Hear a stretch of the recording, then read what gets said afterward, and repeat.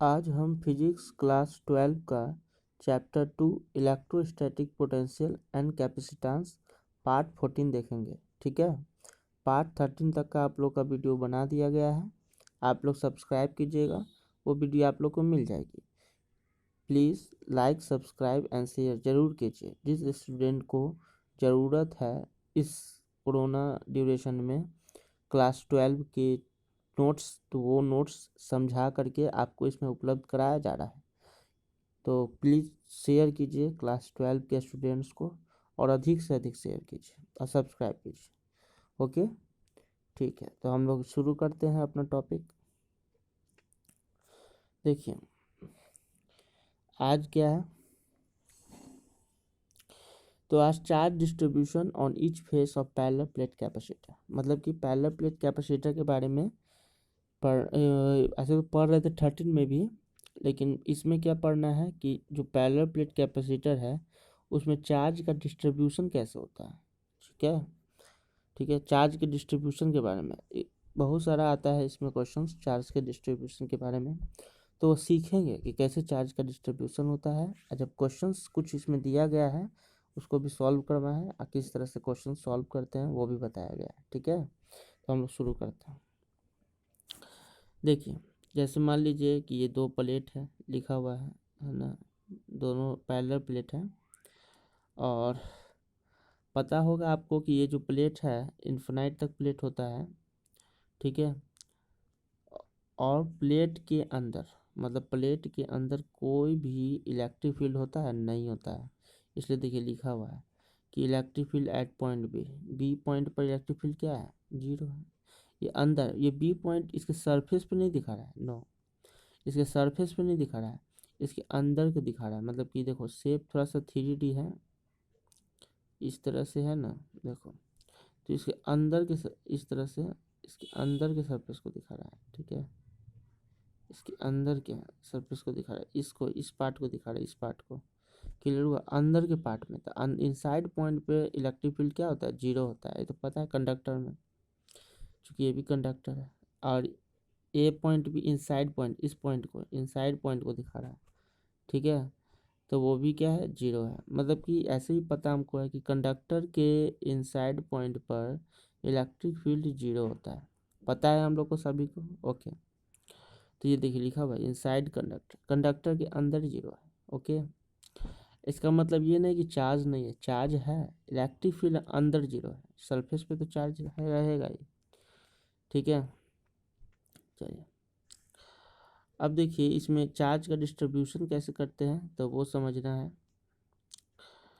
तो देखिए इसमें Q1 चार्ज, इसमें Q2 चार्ज मान लिया कि है, दोनों में अलग अलग चार्जेज।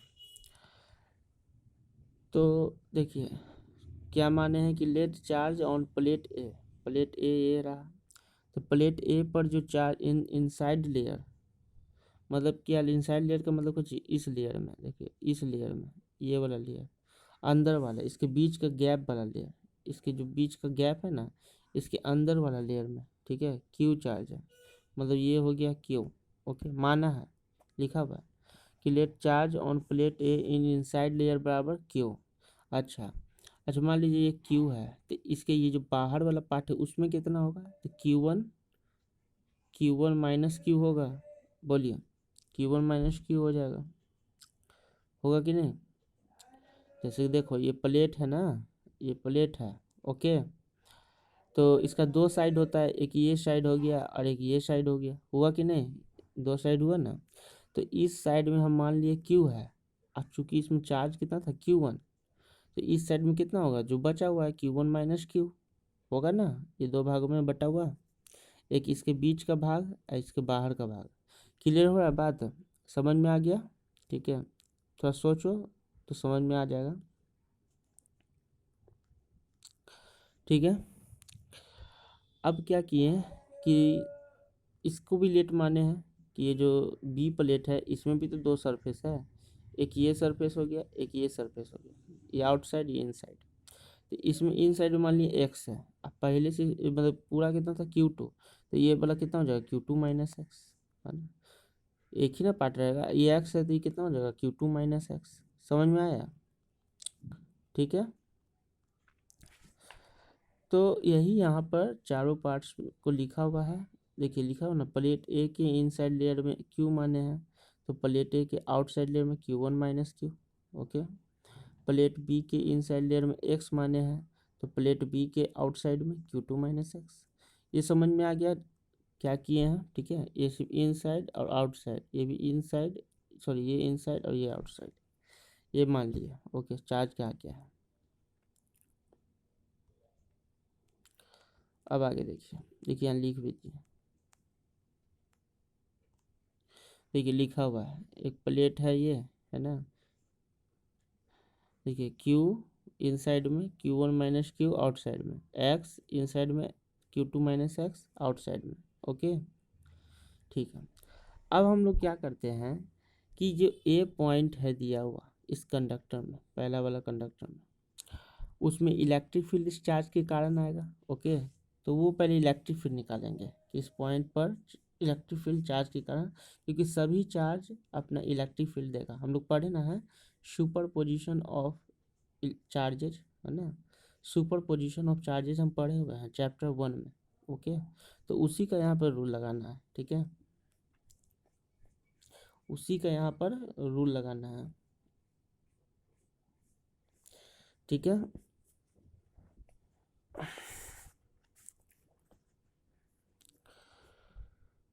देखिए तो हम ए पॉइंट पर, तो ए पॉइंट पर देखिए Q1 माइनस क्यू एक चार्ज है, सब चूंकि सब पॉजिटिव है तो पॉजिटिव अपने से दूर लगाता है, तो देखिए ऐसे लगेगा, इसके कारण इलेक्ट्रिक फील्ड। ओके, इस Q चार्ज के कारण ये ऐसे जाएगा, X चार्ज के कारण ऐसे जाएगा, और Q2 माइनस एक्स के कारण ऐसे जाएगा। मतलब कि तीन साइड जो है वो इस तरफ जाएगा, तीन साइड, और एक साइड जो है वो इस तरफ जाएगा इलेक्ट्रिक फील्ड। तो हम लोग एक पॉजिटिव मानेंगे, एक नेगेटिव मानेंगे। इस साइड को मान लेते हैं पॉजिटिव, इस साइड को मान लेते हैं नेगेटिव, कोई भी मान सकते हैं, कोई दिक्कत नहीं है। तो देखिए इस तरह से इलेक्ट्रिक फील्ड एट ए पर क्या मिलेगा हमको, Q1 minus Q by 2A epsilon naught. देखिए ये कैसे है इलेक्ट्रिक फील्ड, तो आप लोगों को पता है कि ये जो प्लेट है एक इन्फिनाइट प्लेट है, तो इसका इलेक्ट्रिक फील्ड का फॉर्मूला था सिग्मा बाय 2 एप्सिलॉन नॉट था, जहाँ पर सिग्मा क्या होता है Q by 2A epsilon naught. Q by A होता है ना सिग्मा, याद है ना, बहुत अभी भी यूज करते आ रहे हैं, याद रखिएगा ये सब बातें। तो इसी इलेक्ट्रिक फील्ड निकालने के लिए सिर्फ चार्ज है ना रखना है, बाकी क्यू ए एप्सिलॉन नॉट तो सब में सेम में होगा, है ना। चार्ज सिर्फ है ना, इसको रखते जाना है। तो देखिए यहाँ पर फॉर्मूला इलेक्ट्रिक फील्ड का है, तो Q1 माइनस क्यू के कारण कितना इलेक्ट्रिक फील्ड आएगा, तो क्यू की जगह देखिए Q1 माइनस क्यू रख दिए, बाकी 2A एप्सिलॉन नॉट वही रहेगा, ठीक है। क्योंकि इधर साइड का क्या मतलब पॉजिटिव, अब बाकी सब साइड का क्या मतलब निगेटिव, इधर वाला 3 ना है तो निगेटिव। अच्छा, क्यू के कारण तो वही चार्ज में क्यू रख देंगे by 2A epsilon naught, minus में एक्स के कारण वो भी माइनस में, minus X by 2A epsilon naught, और Q2 माइनस एक्स के कारण minus Q2 minus X by 2A epsilon not.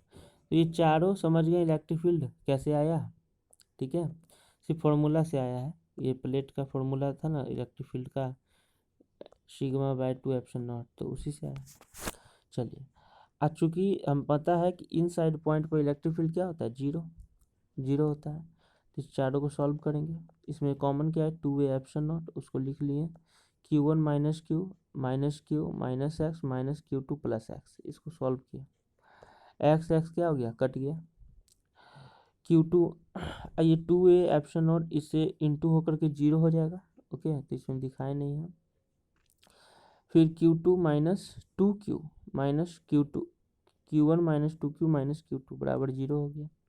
अच्छा, Q1 माइनस Q2, 2Q को उधर लेगा। ओके, तो मेरे स्मॉल क्यू का वैल्यू आ गया क्या, Q1 माइनस Q2 बाई 2, मतलब इसका वैल्यू आ चुका है। देखिए इसका वैल्यू आ गया Q2 minus Q1, capital Q, मतलब इन दोनों का डिफरेंस का आधा, ठीक है, इन दोनों को माइनस करके आधा कर देंगे, तो एक वैल्यू मेरा आ चुका है Q का। ओके, उसी प्रकार से बी पॉइंट में भी करेंगे, है ना, इस बी पॉइंट पर भी इस सभी चार्ज के कारण फिर इलेक्ट्रिक फील्ड आएगा, सेम है, कोई दिक्कत नहीं है। अब देखिए इस साइड में सिर्फ इसके कारण Q2 माइनस एक्स के कारण ये अपने से दूर भेजेगा, अब बाकी सब इस साइड में आएगा। तो कोई भी निगेटिव कोई भी पॉजिटिव मान ले सकते हैं, ठीक है। तो इस बार करते हैं क्या, इसको पॉजिटिव मान लिए और इसको क्या मान लिए, निगेटिव। ओके, तो जो इलेक्ट्रिक फील्ड का वैल्यू आएगा वो उस अनुरूप रहेगा। देखिए ई बी पॉइंट पर कि फॉर्मूला वही रहेगा, Q by two A epsilon naught. Q खाली चेंज होता रहेगा, Q two minus X by two A epsilon naught. बताए थे ना, इस पर पॉजिटिव माने तो पॉजिटिव में, बाकी जो 3 इधर आया है वो सभी निगेटिव मानेंगे, ठीक है। तो निगेटिव मान लेते हैं, तो x by two A epsilon not negative, Q by two A epsilon not negative, Q one minus Q by two A epsilon not negative. अब इसको क्या करेंगे, सॉल्व करेंगे सेम उसी तरह से। इनसाइड पॉइंट पर इलेक्ट्रिक फील्ड तो 0 होगा, ठीक है। टू ए एप्सिलॉन नॉट ये ले लिए common, Q two minus X minus Q one plus Q, ये सॉल्व किया गया है, ठीक है। ऊपर का सब देख लीजिएगा, क्यू क्यू कट गया है, ओके।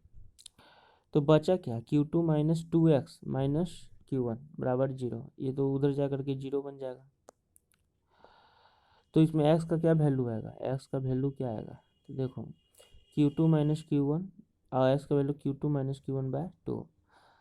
अगर इसको माइनस कॉमन ले लिया जाए तो Q one minus Q two by two, देखो सेम आ गया। जो क्यू का वैल्यू आया था ना Q one minus Q two by two, ये भी Q one minus Q two by two, लेकिन सिर्फ इसमें निगेटिव आ गया। मतलब क्या, मतलब देखो यहाँ पर मतलब पता चल गया है कि इसके इन साइड पॉइंट पर, इन साइड मतलब कि इधर वाले लेयर पे चार्ज कितना है, Q one minus Q two by two, मतलब इन दोनों चार्ज का माइनस करके अब बाय टू कर देंगे। और दूसरे वाले प्लेट का इनसाइड पॉइंट पर चार्ज कितना है, तो इस यही वैल्यू है, केवल माइनस लग जाता है। समझ में आया चार्ज डिस्ट्रीब्यूशन ये दोनों। अच्छा, अब इसका बाहर वाला लेयर में भी निकालेंगे, जब स्मॉल क्यू और एक्स का वैल्यू निकल गया है तो वो भी देख लेते हैं, ठीक है। चलिए देखते हैं। तो लिखा हुआ है then charge on plate A inside point पर बताया Q one minus Q two by two, okay. Outside point पर क्या होगा, तो आउटसाइड पॉइंट पर फॉर्मूला क्या था, क्यू वन माइनस क्यू के जगह Q one minus Q two by to रख दिए, इसको सॉल्व किए हैं, Q one plus Q two by to, मतलब दोनों का प्लस करके हाफ कर देंगे तो आउटसाइड पॉइंट पर निकल जाएगा, ओके। प्लेट बी पर इनसाइड पॉइंट पर निकाल लिए हैं, इसी का निगेटिव है ना, minus Q one minus Q two by two, okay. Outside point पर formula Q two minus X की जगह जो है वैल्यू वो रख दिए as minus Q one minus bracket Q one minus Q two by two, minus minus plus हो गया है, इसको सॉल्व करेंगे, ठीक है। सॉल्व किए क्या मिला, Q one plus Q two by to, तो ये क्या निकल गया मेरा आउटसाइड पॉइंट पर, ओके। तो देखो आउटसाइड पॉइंट पर सेम हो गया है, देखो क्लियर है, आउटसाइड पॉइंट पर सेम हो चुका है, Q one plus Q two by to, Q one plus Q two by to, ठीक है। तो चार्ज डिस्ट्रीब्यूशन आप लोग को समझ में आ गया होगा, है ना। देखिए यहाँ लिख भी दिए हैं छोटा सा स्टेटमेंट कि इस प्रकार से outside point of plate A and B, plate A और बी का आउटसाइड पॉइंट पर सेम चार्ज है, have same charge, and inside point have equal but opposite charge. Equal तो है मैग्नीट्यूड में, लेकिन डायरेक्शन में अपोजिट है, निगेटिव ना आ गया।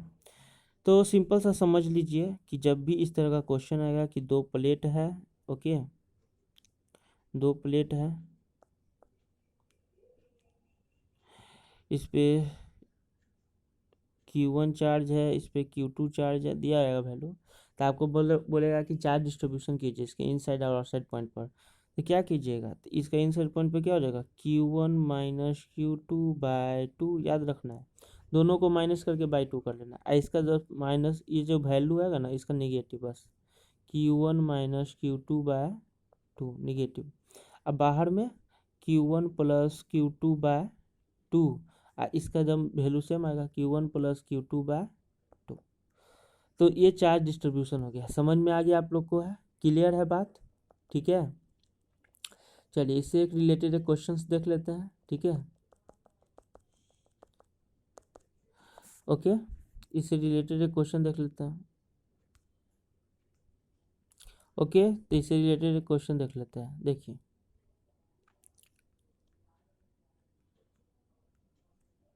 बहुत ही सिंपल क्वेश्चन है। देखिए जैसे अभी बताए थे दो प्लेट है, ओके, एक पर है 10 माइक्रोकुलम्ब और एक पर है -4 माइक्रोकुलम्ब। ओके, दोनों में चार्ज समझ में आ गया। 10 माइक्रोकुलम्ब और एक में -4 माइक्रोकुलम्ब। तो आपको क्या करना, find charge distribution on each face, मतलब इन साइड पर आउटसाइड पर, इन साइड पर आउटसाइड पर क्या निकलेगा। तो अभी जस्ट बताए हैं, सिंपल सा सवाल है ना। देखिए यहाँ बना दिया हम है। देखिए हम मान लेते हैं, देखिए इसको लेयर में बांट लिए हैं, जैसे ये प्लेट है, ओके, ये भी प्लेट है, तो इसको लेयर में बांट लिया गया है। देखिए इनसाइड पॉइंट को 1 लिख लिए हैं, आउटसाइड पॉइंट को 2 लिख लिए हैं, दूसरे वाले प्लेट का इनसाइड पॉइंट को 3 लिख लिए हैं, आउटसाइड पॉइंट को 4 लिख लिए हैं। ओके, तो यही 1 2 3 4 में चार्ज डिस्ट्रीब्यूट करना है। तो देखिए लिखा चार्ज ऑन फर्स्ट सरफेस, ये जो सरफेस है ना, इस पर चार्ज कितना है। तो अभी बताना है कि दोनों चार्ज को क्या करेंगे, दोनों चार्ज का माइनस करके बाई 2 कर देंगे, ये ना फॉर्मूला है। तो देखिए 10 माइनस, अब -4 माइक्रोकुलम दिया हुआ है, देखिए पहले ध्यान से 10 माइनस करना है, लेकिन -4 है ना, अब बाय 2 कितना आ जाएगा 14, तो कितना आ गया 7। ओके, तो मेरा मतलब फर्स्ट सरफेस पे कितना मिल गया 7 माइक्रोकुलम इस पर। Okay, charge on third surface, अब देखिए अभी हम बताए थे ना कि एक लेयर में अगर 7 माइक्रोकुलम मान लेता आ गया है, तो उसके जस्ट दूसरे वाले इनसाइड पॉइंट पर मैग्नीट्यूड वही रहेगा, लेकिन माइनस लग जाएगा, तो -7 माइक्रोकुलम, कुछ नहीं करना है, फॉर्मूला से जो है चार्ज ऑन थर्ड सरफेस बराबर -7 माइक्रोकुलम। समझ में आ गया। अच्छा, दूसरा सरफेस पे देखते हैं, दूसरा सरफेस पे क्या होगा, तो charge on outside surface of first plate के आउटसाइड सरफेस पे, तो कुछ नहीं करना है, दोनों को प्लस करके बाई 2 कर देना है, ये ना फॉर्मूला है Q1 + Q2/2, तो 10 - 4/2। अब कहोगे प्लस किए थे सर तो माइनस का किए, तो देखिए यहाँ माइनस चार्ज लगा हुआ है, प्लस माइनस माइनस होता ना है, इसलिए 6/2 कितना आ जाएगा आंसर 3 माइक्रोकुलम। ओके, तो 3 माइक्रोकुलम आ गया किसमें, ये दूसरे वाले आउटसाइड सरफेस पे, और इसका भी सेम वैल्यू होगा चौथा नंबर पे, इसको तो कैलकुलेट करना नहीं है, तो चार्ज ऑन 4 सरफेस पर 3 माइक्रोकुलम। तो सीधे सिंपल सा सवाल है इससे, है ना, चार्ज डिस्ट्रीब्यूशन का, कोई ज़्यादा दिक्कत नहीं है इसमें, सिर्फ ध्यान रखना है, फिर से एक बार रिवाइज करवा देते आपको है, ठीक है। सिर्फ देखिए 2 प्लेट है, जैसे ही ध्यान रखना है, 2 प्लेट है, ठीक है। तो मान लेते इसमें 2 माइक्रोकुलम है, इसमें 4 माइक्रोकुलम है, तो आपको करना क्या है, देखिए थोड़ा सा बड़ा बनाते हैं, ठीक है। देखिए थोड़ा सा और गैप दे देते हैं अच्छा समझाने के लिए। 2 माइक्रोकुलम है, 4 माइक्रोकुलम है, तो ये इनसाइड पॉइंट हो गया इसका, इसका भी ये इनसाइड पॉइंट, ओके, ये आउटसाइड पॉइंट हो गया, इसका भी ये आउटसाइड पॉइंट, ओके। तो यहीं पर आपको चार्ज डिस्ट्रीब्यूट करना है। फॉर्मूला क्या था, इनसाइड पॉइंट पर क्या होता है, दोनों को माइनस करके बाई 2, दोनों को माइनस करके बाई 2, तो 2 - 4/2, बस जो फॉर्मूला है पहले यही लेना है, Q1, इसको Q1 मानते हैं ना, इसको सॉल्व कीजिएगा तो कितना आ जाएगा -2/2 कट गया 1, मतलब -1, तो -1 मेरा इनसाइड पॉइंट मिल गया। ओके, इसके सरफेस पर, ये वाले सरफेस पर, तो देखो बताए थे ना अभी कि जितना इसका है सिर्फ इसमें क्या आ जाएगा कि उसका निगेटिव आ जाएगा, तो निगेटिव -1, तो कितना हो जाएगा सिर्फ 1 हो जाएगा। क्लियर हो गया इनसाइड पॉइंट पर, ठीक है। आउटसाइड पॉइंट पे क्या करना है, सिर्फ दोनों को जोड़ लेना है, अब बाई 2 कर देना है, कितना आ जाएगा 6/2 बराबर कितना हो गया 3। ओके, और इसमें क्या करना है, तो इसमें वही सेम वैल्यू, इसमें कुछ करना नहीं, 3 है, बस यहाँ पर भी 3 रख देना है, सिंपल सा था, ठीक है। कोई दिक्कत नहीं है चार्ज डिस्ट्रीब्यूशन में, एकदम सिंपल सा समझना है, ठीक है। चार्ज डिस्ट्रीब्यूशन में कोई दिक्कत नहीं होनी चाहिए, समझ में आया, ठीक है। ठीक है, तो आप लोग को समझ में आ गया होगा कि कैसे, है ना, प्लेट्स में, कैपेसिटर के प्लेट्स में चार्ज का डिस्ट्रीब्यूशन होता है, ठीक है। तो हम लोग अब अपना अगला टॉपिक पे चलते हैं, है ना, क्वेश्चन भी करवा दिए हैं, अच्छी तरह समझ में आ गया होगा। ओके, देखिए अगला टॉपिक मेरा क्या है, अगला टॉपिक है कंबाइनेशन ऑफ कैपेसिटर। यस, मतलब कैपेसिटर को कितने तरह से जोड़ा जा सकता है, 1 से 2 कैपेसिटर, 2 से 3 कैपेसिटर, कितने, कम से कम तो 2 कैपेसिटर जोड़ा जाएगा ना, ठीक है। तो इसके लिए हम लोग कंबाइनेशन पढ़ते हैं, ठीक है, जिसको इसमें हम डिस्क्राइब किए हैं, अब वो बताएंगे। दो कंबाइनेशन, ठीक है। पहला कंबाइनेशन क्या है, तो पहला कंबाइनेशन है सीरीज कंबाइनेशन। ओके, पहला कंबाइनेशन सीरीज कंबाइनेशन। इसमें क्या होता है, तो देखिए, in series कंबाइनेशन charge on each capacitor is same but potential difference between capacitor is different. मतलब कि सीरीज कंबाइनेशन में देखिए इस तरह का ये फिगर बनता है सीरीज कंबाइनेशन का। देखिए 3 कैपेसिटर है कि नहीं, देखिए 3 कैपेसिटर है और तीनों एक ही लाइन में जुड़ा हुआ है, देखिए एक ही लाइन में जुड़ा हुआ है, तो इसी को बोलते हैं सीरीज। ओके, तो इसमें पढ़ना क्या है, इसमें समझना क्या है कि इन तीनों में चार्ज जो है ना वो सेम है, मतलब क्यू चार्ज है तो इसमें भी क्यू चार्ज है, इसमें भी क्यू चार्ज है, तीनों में क्या है, सेम है। ओके, लेकिन पोटेंशियल डिफरेंस मतलब कि इन दोनों प्लेट है, ये भी दो प्लेट है, ये भी दो प्लेट है, तो इन दोनों प्लेट के बीच में पोटेंशियल डिफरेंस जो है वो अलग अलग है। कितना है, तो मान लिया इसमें V1 है, इसमें मान लिया V2 है, इसमें मान लिया क्या V3 है। ये C1 कैपेसिटर, C2 कैपेसिटर और C3 तीन कैपेसिटर लिए हैं। यहाँ एक बैटरी है, बैटरी से ही ना ये चार्ज होगा, तो बैटरी का वोल्ट है V। ओके, तो सीरीज समझ में आ गया होगा, ठीक है। सीरीज कनेक्शन ऐसा कनेक्शन होता है जिसमें सभी जो कैपेसिटर हैं उसमें चार्ज क्या होता है, सेम होता है, लेकिन पोटेंशियल डिफरेंस क्या होता है, डिफरेंट होता है। ओके, समझ में आ गई, ठीक है। और एक बात और कि यह एक ही सीरीज में जुड़ा रहता है, देखिए एक ही लाइन से जुड़ा रहता है। ओके, ठीक है। अब इसका हम लोग एक्सप्रेशन देखेंगे, किसका, एक्सप्रेशन फॉर इक्विवेलेंट कैपेसिटेंस का, ठीक है। इक्विवेलेंट कैपेसिटेंस का एक्सप्रेशन देखेंगे। देखिए एक्सप्रेशन फॉर इक्विवेलेंट कैपेसिटेंस ये आता है एग्जाम में, ठीक है। तो बहुत ही सिंपल सा है कि इक्विवेलेंट कैपेसिटेंस का एक्सप्रेशन कैसे निकालेंगे। देखिए मान लेते हैं कि let Q charge consist on each capacitor, क्योंकि अभी बताए थे कि सीरीज में सभी कैपेसिटर में सेम चार्ज होता है। तो मान लिया कि क्यू चार्ज है, कंसिस्ट कर रहा है सारे कैपेसिटर में, 3 कैपेसिटर लिए थे ना, लेकिन पोटेंशियल डिफरेंस डिफरेंट होता है। तो V1 V2 and V3 are potential difference between capacitor of capacitance C1 C2 C3 respectively, है ना।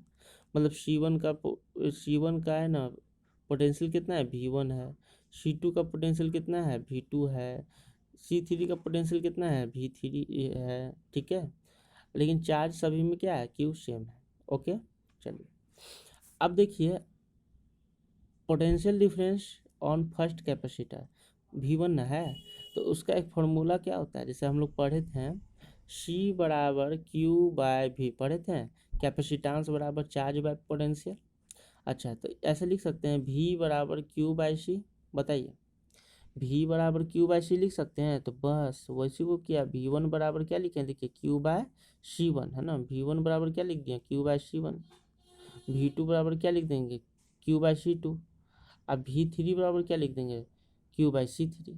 ये लिख सकते हैं ना फॉर्मूला। ओके, तो वही लिखा हुआ है कि potential difference on first capacitor, ठीक है। तो potential difference on first capacitor V1 क्या है, Q by C1, second capacitor V2 है Q बाय C2, और थर्ड कैपेसिटर V3 है Q बाय 3। तो ये आप लोग को समझ में आ गया होगा कहाँ से आया, फॉर्मूला से आया, V बराबर Q बाय C होता ना है, तो बस इसी को चेंज करते गए। ओके, ठीक है, आगे देखते हैं। अब देखिए चूँकि टोटल पोटेंशियल क्या है, बैटरी का भी है, अब वही ना डिस्ट्रीब्यूट हो रहा है, बैटरी का ही जो पोटेंशियल गया है उसी पोटेंशियल को ना डिस्ट्रीब्यूट किया गया 3 पार्ट में। तो इसको क्या लिख सकते हैं, टोटल पोटेंशियल V बराबर V1 plus V2 plus V3, है ना। अच्छा, अब पोटेंशियल जो बैटरी का है उसमें कैपेसिटेंस क्या लिखेंगे, इक्विवेलेंट के रूप में Q बाय C जब लिख रहे थे C इक्विवेलेंट, यही C इक्विवेलेंट निकालना है आपको। तो V टोटल पोटेंशियल V बराबर Q बाय C इक्विवेलेंट। अब V1 V2 V3 का जो फॉर्मूला है यहाँ पर Q by C1 plus Q by C2 plus Q by C3 वो रख दिए। अब देखिए Q सब में तो सेम है, तो ये सब कट जाएगा। ओके, तो बचेगा क्या, तो 1 बाय C इक्विवेलेंट बराबर 1 by C1 plus 1 by C2 plus 1 by C3। तो यही जो है ना एक्सप्रेशन, यही हमारा आ गया equivalent capacitance in series combination. देखिए लिखा हुआ है सीरीज कॉम्बिनेशन में ये होगा।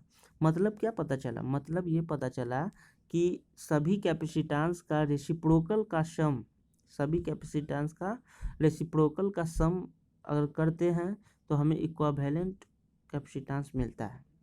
तो सीरीज कॉम्बिनेशन क्लियर हो गया है, एक्सप्रेशन समझ में आ गया। ये एक्सप्रेशन याद रखिएगा, एग्जाम में आता है। ओके चलिए, इससे रिलेटेड एक केस देख लेते हैं। देखिए केस, जैसे देखिए केस वन क्या है कि when two capacitors are in series, मतलब जब दो कैपेसिटर सीरीज में है, then equivalent capacitance is given below. Equivalent capacitance का एक जनरल सा फॉर्मूला होता है, उसको समझ लेंगे, है ना, इतना करने की जरूरत नहीं पड़ेगी आपको।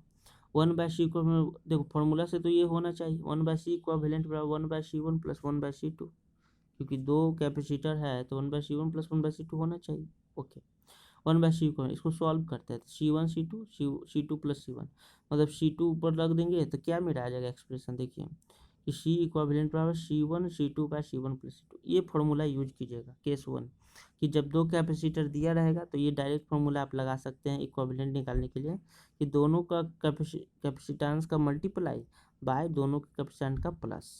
समझ में आ गया? ओके ठीक है। केस 2 इसका देखते हैं। केस 2 में क्या है कि जब दो कैपेसिटेंस के पास जब दो कैपेसिटर के पास सेम कैपेसिटेंस हो, मतलब C1 और C2 बराबर हो, किसके, कॉमन सा C के, मतलब दो कैपेसिटर है। ओके, दो कैपेसिटर है, ठीक है, और दोनों के पास क्या है, सेम है ना, कैपेसिटेंस का वैल्यू क्या है, सेम है। तो उसमें ज़्यादा कुछ नहीं करना, डायरेक्ट लगा सकते हैं सी इक्विवेलेंट। जैसे दो के लिए बताया था formula C1 C2 by C1 plus C2, C into C plus C plus C square C/2, मतलब उसकी एक कैपेसिटेंस के वैल्यू का आधा सी इक्विवेलेंट हो जाएगा। कब, कंडीशन क्या है, सेम कैपेसिटेंस हो, ये याद रखना है, केस याद रखना है, सेम कैपेसिटेंस हो तो ही ये C/2 होगा। ओके, तो आपको समझ में आ गया होगा। ठीक है, अब हम लोग दूसरे कंबाइनेशन की बात कर लेते हैं, पैरेलल कंबाइनेशन। ठीक है, पैरेलल कंबाइनेशन क्या होता है, देखिए जिस तरह से सीरीज कंबाइनेशन में कंडीशन था, पैरेलल कंबाइनेशन में भी कंडीशन है। ओके, तो in parallel कंबाइनेशन potential difference between capacitor is same but charge on in capacitor is different, मतलब जस्ट उसका उल्टा। सीरीज कंबाइनेशन में क्या था कि चार्ज सेम था, पोटेंशियल डिफरेंस डिफरेंट था। पैरेलल कंबाइनेशन में क्या है कि पोटेंशियल डिफरेंस सेम है और चार्ज क्या है, डिफरेंट है। इसका फिगर देख लीजिए, फिगर है, देखिए बैटरी से इसको भी जोड़ा गया है। ओके, लेकिन इसका फिगर क्या है, एक दूसरे का पैरेलल है, नाम ही है पैरेलल, तो पैरेलल ही रहेगा। देखिए कैपेसिटर, पहला कैपेसिटर हो गया पैरेलल, दूसरा हो गया, और ये तीसरा हो गया। ओके, ये एक दूसरे के पैरेलल होगा, चाहे 3 हो, 4 हो, 5 हो। समझ में आ रहा है? तो वो कोई दिक्कत नहीं है, एक दूसरे के पैरेलल ही होगा। तो देखिए यहाँ पर ये पैरेलल कैपेसिटर को दिखा रहा है।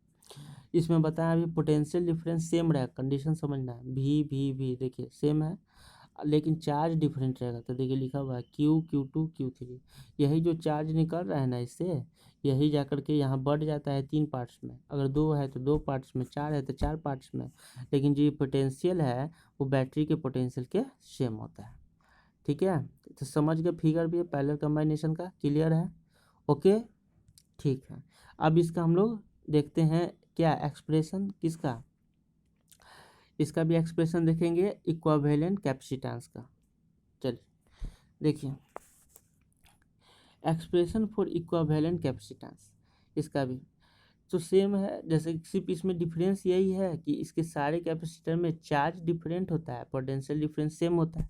तो यहाँ लिखे हुए let Q1 Q2 and Q3 charges are distributed in C1 C2 and C3 capacitor respectively, है ना, and V is potential difference between capacitor. V जो है पोटेंशियल डिफरेंस है कैपेसिटर के बीच में, V सेम ना है, तो V सेम है तो सिर्फ V लिए हैं।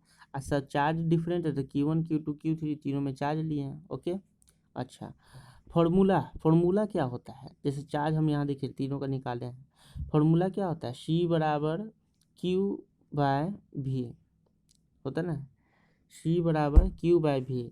तो हमको क्यू निकालना है, तो क्यू बराबर क्या लगेगा, सी इंटू भी, इन दोनों को मल्टीप्लाई करेंगे। ओके, समझ में आ गया होगा, ठीक। तो charge on first capacitor Q1 बराबर क्या आ जाएगा, C1 भी। Charge on second capacitor Q2 क्या हो जाएगा, C2 भी। और charge on third capacitor Q3 क्या आ जाएगा, C3 भी। क्लियर हुआ, कैसे लिए, फॉर्मूला पे था। ओके, अब हम क्या करेंगे, तो टोटल चार्ज Q बराबर क्या है, तीनों का ही तो सम है, Q1 plus Q2 plus Q3 का ही तो सम है। अच्छा, इसका C इक्विवेलेंट भी लिख देंगे, है ना, टोटल का इक्विवेलेंट, और ये भी जो फॉर्मूला है, इसका C1 भी प्लस C2 भी प्लस C3 भी देखो कॉमन है, तो भी ले लिए, भी से भी कट गया, C इक्विवेलेंट पर क्या मिल गया, C1 plus C2 plus C3। यही जो है सीरीज पैरेलल कंबाइनेशन का इक्विवेलेंट कैपेसिटेंस का फॉर्मूला बन गया। मतलब कुछ नहीं करना है, जितना भी कैपेसिटेंस हो सभी कैपेसिटेंस के वैल्यू को जोड़ देना है पैरेलल कंबाइनेशन में। यस, देखिए सभी कैपेसिटेंस के वैल्यू को सिर्फ जोड़ देना है। क्लियर है, तो आप लोग को आशा करते हैं कि सीरीज कंबाइनेशन पैरेलल कंबाइनेशन समझ में आ गया होगा, उसके कैपेसिटेंस इक्विवेलेंट कैपेसिटेंस कैसे निकाला जाता है वो भी समझ में आ गया होगा। ठीक है, अब क्या करेंगे कि इससे रिलेटेड क्वेश्चंस देखेंगे जो बोर्ड में आता है, जो कंपटीशन में आता है। ऐसे तो आज सिर्फ केवल एक ही क्वेश्चन हम डिस्क्राइब किए इसमें है, बाकी के क्वेश्चन अगले पार्ट में मिलेगा, क्योंकि ये थोड़ा सा लंबा पार्ट हो गया ना, आधा घंटा हो चुका है, तो सिर्फ एक क्वेश्चन देखेंगे। बाकी अगला पार्ट में हम लोग इसका और ज़्यादा क्वेश्चंस देखेंगे। ठीक है, ओके, तो एक क्वेश्चन देख लेते हैं इसका, उससे आप लोग को मिल जाएगा अंदेशा कि कैसा क्वेश्चन आता है। देखिए, जैसे देखिए यहाँ फिगर बना हुआ है। ओके, दो कैपेसिटर है, एक कैपेसिटेंस का वैल्यू दिया हुआ है 6 माइक्रोफैराड, 3 माइक्रोफैराड। ओके, बैटरी का वोल्ट दिया हुआ है 12 वोल्ट। निकालना क्या है, फाइंड, क्या करना है, पहला क्वेश्चन इक्विवेलेंट कैपेसिटेंस निकालना है। ठीक है, दूसरा question charge on each capacitor, मतलब प्रत्येक कैपेसिटर में चार्ज निकालना है। ओके, तीसरा क्वेश्चन पोटेंशियल डिफरेंस डेल्टा भी निकालना है ऑन ईच कैपेसिटर, प्रत्येक कैपेसिटर में, है ना, पोटेंशियल डिफरेंस निकालना है। चौथा question energy store in 3 μF, मतलब 3 μF कैपेसिटर, ये जो कैपेसिटर है इसमें कितना एनर्जी स्टोर हुआ है वो निकालना है। क्वेश्चन समझ में आ गया। ओके, अब हम लोग इसका देखेंगे क्या आंसर। ठीक है, सिर्फ एक क्वेश्चन आज हम डिस्क्राइब किए हैं, थोड़ा लंबा वीडियो हो गया है इस कारण से, इसका और क्वेश्चंस है लेकिन उसको अगला पार्ट में हम डिस्क्राइब करेंगे। इसका आंसर देखते हैं, इक्विवेलेंट कैपेसिटेंस कैसे निकालेंगे। देखिए यहाँ पर एक आंसर दिया हुआ है आपका, ठीक है, बाकी हम आगे वीडियो में किया हुआ है। इक्विवेलेंट कैपेसिटेंस, तो देखिए हमको क्या देखना है, हमको क्या देखना है, पहले कौन सा कंबाइनेशन में, सीरीज कंबाइनेशन में, देखिए एक से एक जुड़ रहा है, एक ही लाइन में है, सीरीज कंबाइनेशन। ओके, सही है, सीरीज कंबाइनेशन का हमको फॉर्मूला पता है, क्या होता है भाई, 1/C1 प्लस 1/C2। लेकिन केस को याद कीजिए, केस 1 बताए थे ना कि जब दो कैपेसिटर हो तो उसका डायरेक्ट फॉर्मूला लगाइए, C1 into C2/C1 plus C2, पता है ना, C इक्विवेलेंट बराबर केस 1 याद कीजिए अभी जो बताए थे, तो बस वही फॉर्मूला लगाती है। C1 की जगह 6 है, C2 की जगह 3 है, 6 इंटू 3/6 प्लस 3 18/9, 9 से कट गया, 2 बार में 2 माइक्रोफैराड है, तो इक्विवेलेंट कैपेसिटेंस निकल गया। क्लियर हो गया, समझ में आ गया होगा। ठीक है, इसका आगे का आंसर देखते हैं। देखिए दूसरा क्वेश्चन है, दूसरा क्वेश्चन क्या है, चार्ज निकालना है। तो अभी हम आपको प्रॉपर्टी बताए थे, यही तो प्रॉपर्टी याद रखना है आपको। सीरीज कंबाइनेशन में चार्ज क्या होता है, सेम होता है, मतलब कि अगर हम सिर्फ क्यू निकाल देंगे तो वो सारे कैपेसिटर का चार्ज हो जाएगा। ओके, तो in series connection charge on each capacitor is same, है ना। और चार्ज का फॉर्मूला क्या होता है, तो पता है C बराबर क्या होता है, Q/V होता है, तो Q बराबर क्या हो जाएगा, C इंटू भी। ओके, C इंटू भी हो जाएगा। ठीक है, तो Q बराबर क्या हो जाएगा, C इंटू भी। C कौन सा लेना है, तो C इक्विवेलेंट लेना है, हाँ ये याद रखना है चार्ज निकालने के लिए। ये नहीं कि किसी दो कैपेसिटर है तो किसी का भी C, नहीं, क्योंकि चार्ज सेम ना है, चार्ज सेम है तो इक्विवेलेंट पे निकलेगा। इक्विवेलेंट C और भी किसका लेंगे, तो बैटरी का लेंगे, बैटरी का जो पोटेंशियल है उसका लेंगे। तो अभी इक्विवेलेंट निकालने कैपेसिटेंस 2 है, तो 2 इंटू पोटेंशियल कितना होगा 12, तो कितना हो गया 24 माइक्रोकूलम। तो चार्ज मेरा कितना मिल गया प्रत्येक कैपेसिटर पर, 24 माइक्रोकूलम। समझ में आ गया। तीसरा क्वेश्चन पोटेंशियल डिफरेंस, अब देखिए पोटेंशियल डिफरेंस प्रत्येक चार्ज पे निकालना है, तो चूंकि हमको पता है कि सीरीज कनेक्शन में पोटेंशियल डिफरेंस सबका अलग अलग होता है, तो आपको अलग अलग निकालना पड़ेगा। तो देखिए अलग अलग निकाला हुआ है। पोटेंशियल डिफरेंस डेल्टा भी ऑन 6 माइक्रोफैराड कैपेसिटर, कैसे, तो वही फॉर्मूला से भी बराबर क्या होता है Q/C, है ना, Q/C। तो इसमें देखिए इसमें C इक्वावेलेंट नहीं लेंगे क्योंकि ये अलग अलग निकल रहा है, तो जिसका जो निकल रहा है उसी का वैल्यू लेंगे, क्लियर है। हाँ Q जो है वो सबका सेम है, ठीक है, Q/C। तो Q की जगह क्या है बताइए, 24 माइक्रो कूलम हो गया। C की जगह क्या है, तो किसका निकाल रहे हैं, 6 माइक्रोफैराड का निकाल रहे हैं, हो गया। अब देखिए माइक्रो माइक्रो कट गया, ठीक है, 6 से 24 कट गया 4 बार में, और चूँकि पोटेंशियल डिफरेंस का होता है यूनिट वोल्ट, तो 4 वोल्ट। उसी प्रकार से निकलेगा पोटेंशियल डिफरेंस 3 माइक्रो कूलम का Q/C। Q कितना था 24 माइक्रो कूलम, ओके। और ये C कितना है 3 माइक्रो कूलम, तो फैराड। तो म्यू से म्यू कट गया, 3 का 24 से घटाए डिवाइड किए तो कितना आ गया 8 वोल्ट। समझ में आ गया कैसे निकला, ओके। इसका लास्ट क्वेश्चन देखेंगे, और आज का लास्ट ये भी क्वेश्चन ही है कि energy store in 3 microfarad capacitor, ये ना क्वेश्चन था। 3 माइक्रोफैराड कैपेसिटर में एनर्जी स्टोर, तो फॉर्मूला याद है एनर्जी स्टोर का, हम डेरिवेशन करवाए हैं पहले वाले पार्ट्स में। U बराबर क्या होता है हाफ CV²। इसमें बहुत सारे फॉर्मूला बताए थे, तीन फॉर्मूला बताए थे 3 टर्म में, ठीक है। तो 3 टर्म में से कोई भी टर्म आप ले सकते हैं, तो हाफ CV² ले ली, ओके। हाफ C का वैल्यू कितना है 3, और भी कौन सा चलेगा, 3 क्या माइक्रो ना है, तो 10⁻⁻⁶, ओके, ठीक है। अब भी कौन सा चलेगा, तो 3 माइक्रोफैराड में कितना पोटेंशियल है अभी निकालने हैं 8 वोल्ट, है ना। 3 माइक्रोफैराड में कितना पोटेंशियल है 8 वोल्ट, ओके। तो 3 इंटू 8 इंटू 8, ओके। ये कट गया 4 बार में, तो हो गया कितना 96 इंटू 10⁻⁻⁶ जूल। एनर्जी जूल में आता है, 10⁻⁻⁶ को माइक्रो भी लिखते हैं, तो माइक्रो लिख दिए 96 माइक्रो जूल। तो आप लोग को अच्छी तरह से समझ में आ गया होगा आज का जो क्लास है, ठीक है। अगले पार्ट्स में हम लोग क्या भी बताए थे हम कि क्वेश्चंस हैं और भी हैं, लेकिन थोड़ा लंबा वीडियो बन गया है, इसलिए इसमें हम क्वेश्चन डिस्क्राइब सिर्फ वो एक क्वेश्चन किए हैं। अगले क्लास में हम लोग क्वेश्चंस देखेंगे और साथ में कुछ कुछ आगे का टॉपिक जो है वो भी देखेंगे, ओके। तो आप लोग सब्सक्राइब कीजिए, लाइक कीजिए, शेयर कीजिए प्लीज़, ठीक है। अगर समझ में आता है तो उसको शेयर कीजिए, जिस बच्चे को ज़रूरत होगा वो देखेगा, ओके। Thank you.